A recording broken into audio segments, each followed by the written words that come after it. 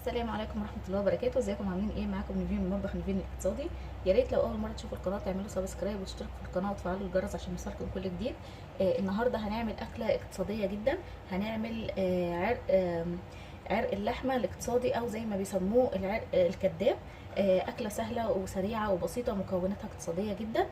من نص كيلو لحمه مفرومه عملنا الطبق الجميل ده، وهنشوف هنعمل الصوص الجميل بتاعنا ده ازاي. يلا بقى نشوف المقادير ونشوف هنعملها ازاي. انا مقدرنا ايه بقى؟ معايا نص كيلو من اللحمه المفرومه، وهيبقى معايا تلت كوبايه من البرغل.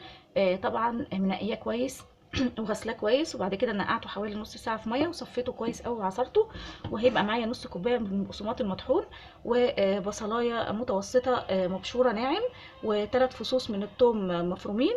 وهيبقى معايا حوالي معلقتين كبار من الدهن برضو مفروم. دي المقادير بتاعتي. نشوف بقى التوابل معانا ايه. معايا ملح، طبعا الملح حسب الرغبه. معايا معلقه صغيره من الفلفل الاسود، البابريكا، الكزبره الناشفه، بهارات اللحمه، سنه صغيره من الثوم البودر، وهيبقى معايا معلقه صغيره من البيكنج باودر. دي المقادير بتاعتنا. يلا بقى نشوف الخطوات بتاعتنا ايه. اول حاجه هنعملها ايه بقى؟ ادي اللحمه بتاعتنا. هنيجي بالبصلايه المفرومه والثوم المفروم، وهننزل بيه على اللحمه، وطبعا هنقلبه كويس جدا. طبعا ممكن تضربيه في الكبه لو حابه، بس انا هعمله على ايدي للناس اللي ما عندهاش كبه. خلاص انا قلبت البصل والثوم مع اللحمه بتاعتي اهو بالشكل ده. هننزل بقى بالدهن بتاعنا والبرغل والبقسماط.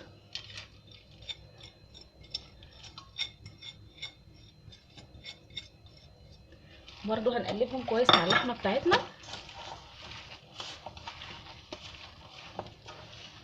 خلاص انا قلبت اللحمه مع البرغل والبقسماط اهو والدهن بتاعي. هننزل بقى بالتوابل بتاعتنا: ملح وفلفل اسود والكزبره الناشفه والبابريكا وبهارات اللحمه، وسنه صغيره من الثوم البودر لو متوفر، مش متوفر ممكن تستغني عنه، ومعلقه صغيره من البيكنج باودر اهو. وبرده هنقلب كل التوابل بتاعتنا مع اللحمه.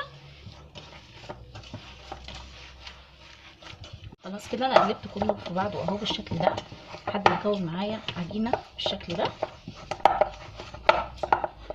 طبعا لو لقيتي حتت من البصل كده لازم تشيليها. كده هو جاهز معايا. يلا بقى نشوف الخطوه اللي بعد كده ايه. بعد كده بقى ايه؟ انا جبت كيس ثلاجه اهو بالشكل ده وفتحته كده اهو. هدهن بس ايدي نقطه زيت اهو بالشكل ده، وهندهن الكيس بتاعنا كده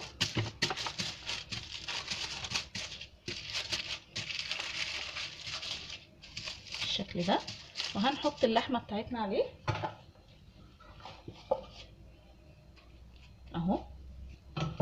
ونبدا بقى نفرد اللحمه بتاعتنا على الكيس، نحاول نفردها متساويه.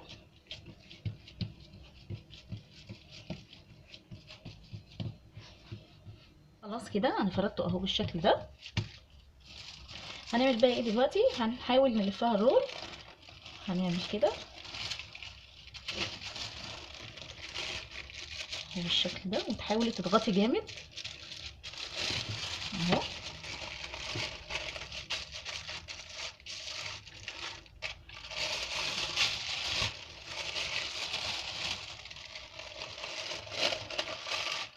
اهو بالشكل ده. حاولي على قد ما تقدري تحاولي تخلي كل سمك واحد، وتضغطي جامد عشان لو فيه هوا يخرج منه. هنحاول بقى على قد ما نقدر كده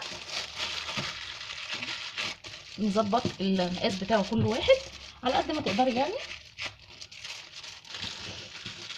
بالشكل ده.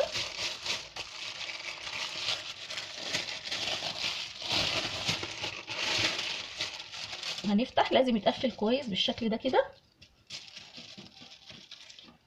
اهو. نقفل كده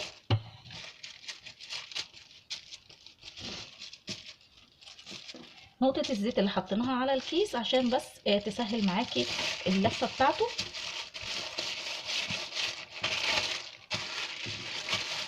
اهو بالشكل ده. خلاص كده هو دلوقتي جاهز معايا. هنعمل بقى ايه؟ هنخليه متغطي زي ما هو كده، وهندخله التلاجة يتشمع حوالي نص ساعة، ونرجع نشوف هنسويه ازاي. خلاص يا جماعة كده عدى نص ساعة اهو، انا خرجته من التلاجة. هنعمل بقى التسوية بتاعته، هنشوف هنسويه ازاي. هنجيب صينية تكوني ما بتستعمليهاش، او حتى لو بتستعمليها هتحطي فيها شريحتين ليمون عشان ما تغمقش منك بالشكل ده. وهننزل بالمية المغلية اهو بالشكل ده. نجيب بقى الشبكة بتاعتنا نحطها بالشكل ده، وهنحط عليها ورقة من الفويل. حطينا اهو الورق الحراري. هنحط عليها كمان ورقة من الزبدة. انا ما كانش عندي ورقة من الزبدة، جبت ورقة بيضة اهو بالشكل ده ودهنتها زيت. بعد كده هنحط عليها اللحمة بتاعتنا اهو، فكيناها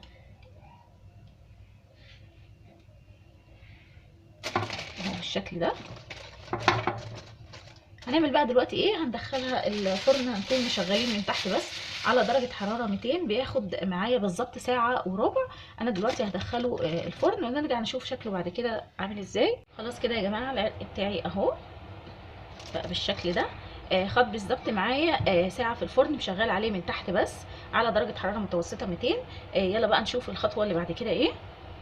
جبنا بقى طاسة او حلة او اي حاجة تكوني هتحمري فيها، وحطيت شويه زيت على معلقه سمنه.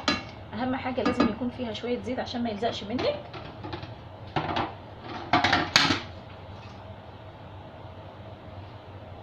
وهننزل بقى باللحمه بتاعتنا.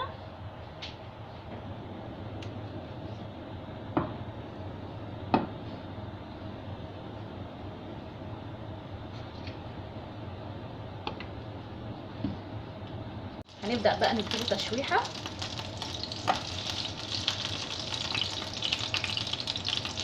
طبعا تقدروا تستغنوا عن الخطوه دي، بس انا حبيت اديله تشويحه كده عشان هحتاج الصوص اللي هينزل منه ده. هنعمل بيه صوص حلو يتاكل مع اللحمه بتاعتنا، ياخد بقى لون من تحت، وبعدين هقلبه على كل الجوانب ياخد لون وارجع لكم تاني. خلاص كده اخد اللون الحلو ده معايا. هنبدأ بقى نشيله من على النار. على ما اللحمة بتاعتنا بقى تبرد هنعمل الصوص اللي قلنا عليه. معايا هنا معلقة كبيرة من الدقيق، نزلت عليها بكوباية من المية اهو بالشكل ده، وهقلبهم كويس لحد ما الدقيق يدوب معايا في المية. خلاص انا قلبته كويس اهو بالشكل ده. هننزل بقى بالدقيق بتاعنا مع التقليب على طول لحد ما يبدأ يتقل معايا.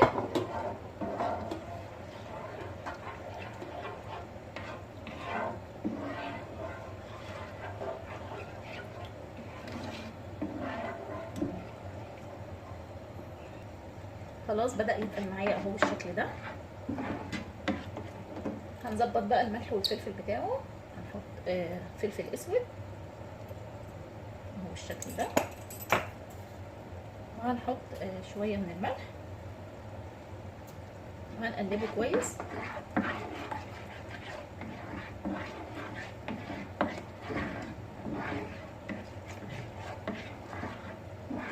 طبعا كل ده على نار هاديه.